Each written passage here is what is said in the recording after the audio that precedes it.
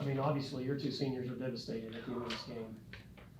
And you obviously were devastated for them. But, I mean, what did you tell them? What do you talk to them about after a situation like that? They followed the game plan.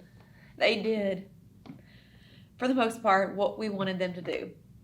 And you can't say anything to them after that. We wanted the kids to take the shots, took the shots. We wanted them to camp out in the lane and take charges. We wanted them to do that. And this game does not define our season at all. I mean, and life is so much bigger than basketball. And I think that's one thing that these girls have really had to understand with the personal tragedies that they've had, whether it's family members. I mean, Katie Murphy has battled back from an ACL injury. Abby Barney gets her nose broke and comes out. You know, it's just like those two seniors have been such a big part. And Katie Murphy kind of knows this, but the other girls don't know what happened to us 5 years ago. Mm-hmm. It was just like, flip the script. And, God, they're well coached. Coach Dunn does a heck of a job. Morris is tough. She's tough to stop. I mean, I was not prepared. I was not prepared for this scenario, to be quite honest. So I honestly didn't know what to say to them. You mentioned the 5 years ago in 2019, flipping the script, and that's, that group of Allen County players, they had some seniors. You guys were actually two of the best teams in the region, ended up playing in the first round. And, I mean, for you, when you look at moments like this, maybe down the road, not tonight, I mean, it's the trials and tribulations of being a basketball coach. It is. I mean, they had Mason Towery and Sarah Sutton. I'll never forget those two. Of course, Carter and Cook, they had, McReynolds. I mean, they had a great basketball team. And the basketball fell our way that night.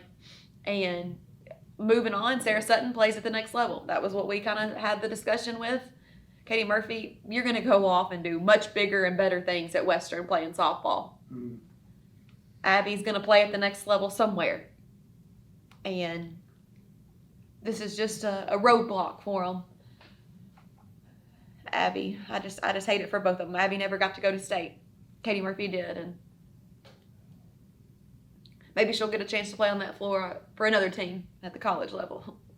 Well, real quick about game plans, what you were trying to do. They hit the three to go up by one, and I think you've run this play before, maybe years in the past, where Katie Murphy's basically throwing a baseball pass, and I guess the pass is going for Abby Barney because she was the initial inbounder, right? Mm-hmm. And I guess things just didn't quite go where you thought they would. They just didn't connect like we were hoping that they would connect. They ended up with the basketball, and we had to foul. Yeah. And it looked early in the game when they were running C3 zone that took you guys a little while to kind of solve that. Yeah, we were just kind of settling for a lot of outside shots. We needed to get the ball to the middle. Of course, once we finally did that, we scored. First half, we didn't go to the free throw line. Second half, we did, and I think we were bad from the free throw line. But we got there. Again, mm-hmm. we made the adjustments that we needed to make. We just didn't make enough shots. And one last encouraging thing, I think, that happened in the game, of all things, was when Abby Barney went out. You had your younger players really step up in that moment, and it could have gone south right then. We could have folded and thrown the towel in right at that minute. I mean, I thought Shelby Bird came in and gave us a really bright spot. But those girls, they battled. They played hard. You can never fault how hard and just their effort that they play. Somebody had to lose, and it sucks it had to be us. And this feeling, like I said, I hate it for Katie and I hate it for Abby. And the only thing we can do is learn from it and hope to never be in this position again. Now, Abby, was it actually a broken nose? Was it a gash? I don't know. It was a major gash. I don't know. It bled a lot. She lost a lot of blood.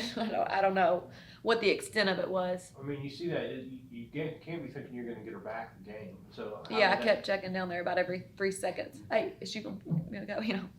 So yeah, I mean, we didn't know. Yeah. What's it say to her character, and also to Morris' character, that they were both able to get back in the game? They are so resilient. I mean, they really are. Abby is one of the hardest working kids that I've ever coached. First one in the gym, last one to leave, your typical gym rat. Runs on the top of the gym after practice. I mean, she wanted it so badly. But we did the thing, we do the right thing. We did a lot of things, and it just didn't go our way tonight.